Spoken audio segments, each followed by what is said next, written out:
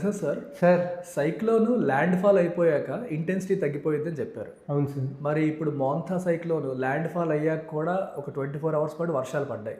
ఎందువల్ల అంటారు? అవును సార్, ఈవెన్ మన స్టూడెంట్స్కి కూడా చాలామందికి ఇదే డౌట్ వచ్చింది సార్. అయితే దీన్ని అర్థం చేసుకోవాలంటే కంప్లీట్గా మనకి సైక్లోన్ సిస్టమ్ని ఇంకొంచెం డీప్గా స్టడీ చేయాల్సి ఉంటుంది సార్. జనరల్గా సైక్లోన్ అంటే ఏదో చిన్న ఏరియాలో తిరుగుతూ ఉండే సుడిగుండం అయితే కాదు సార్. సైక్లోన్ సెంటర్ నుంచి దగ్గర దగ్గర కొన్ని వందల కిలోమీటర్లు, అంటే 500 కిలోమీటర్లు అంతకంటే ఎక్కువగా కూడా స్ప్రెడ్ అయ్యి ఒక పెద్ద సిస్టమ్ సార్. అంత ఎక్కువ రేడియస్లో ఉండే ఒక సిస్టమ్. సో ఇంత పెద్ద సిస్టమ్ అలా సముద్రంలో కదులుతూ కదులుతూ ల్యాండ్ వైపుగా ట్రావెల్ చేస్తూ ఉంది సార్. అయితే ఏదో ఒక టైంలో సైక్లోన్ యొక్క అవుటర్ ఎడ్జ్ ఏదైతే ఉందో అది ఫస్ట్ తీరాన్ని తగులుతుంది కదా సార్. ఎప్పుడైతే అది ల్యాండ్ తగిలిందో దాన్ని మనం తీరాన్ని తాకింది అని చెప్పి క్లియర్గా పిలుస్తాం సార్. ఇక్కడి నుంచి మనకి ఏమవుతుందంటే సైక్లోన్ యొక్క ఇంపాక్ట్, అంటే అక్కడ ఆ రెయిన్ బ్యాండ్స్ ఏవైతే ఉన్నాయి, స్పైరల్ బ్యాండ్స్, వాటి యొక్క ఇంపాక్ట్ అంతా రావడం మొదలవుతుంది.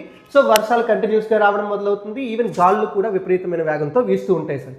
అయితే అలా సైక్లోన్ కదులుతూ కదులుతూ దాని యొక్క సెంట్రల్ పార్ట్ ఏదైతే ఉందో, ఐ అనే పార్ట్ ఏదైతే ఉందో, ఐ అనే పార్ట్ ల్యాండ్కి దగ్గరలోకి వస్తుంది సార్. ఈ ల్యాండ్కి దగ్గరలోకి ఐ వచ్చినప్పుడు దాన్నే మనకి ఐఎండి కానీ ఎవరైనా కూడాను ల్యాండ్ ఫాల్ లేదా తీరాన్ని దాటడం అని చెప్పి పిలుస్తారు. అంటే ఎప్పుడైతే ఐ సముద్రాన్ని వదిలి ల్యాండ్ మీదకి ఎంటర్ అవుతుందో అది మనకి ల్యాండ్ ఫాల్ కింద చెప్తాం సార్. సో ఎప్పుడైతే అది సముద్రాన్ని వదిలి ల్యాండ్ మీదకి వెళ్ళిపోయిందో ఆటోమేటిక్గా దానికి వచ్చే ఎనర్జీ సోర్స్ అంతా ఆగిపోయింది. సో ఇంకా సైక్లోన్ యొక్క ఇంటెన్సిటీ మెల్లమెల్లగా తగ్గిపోతూ దాని తీవ్రత తగ్గిపోయి కంప్లీట్గా విండ్ ఇంటెన్సిటీ కూడా తగ్గిపోతూ ఉంటుంది. అయితే ఇక్కడ చాలామంది డౌట్ ఏంటంటే ఇక్కడ ల్యాండ్ ఫాల్ అయిపోయింది కదా, సైక్లోన్ డెడ్ అయిపోయింది కదా, వర్షం ఆగిపోవచ్చు కదా.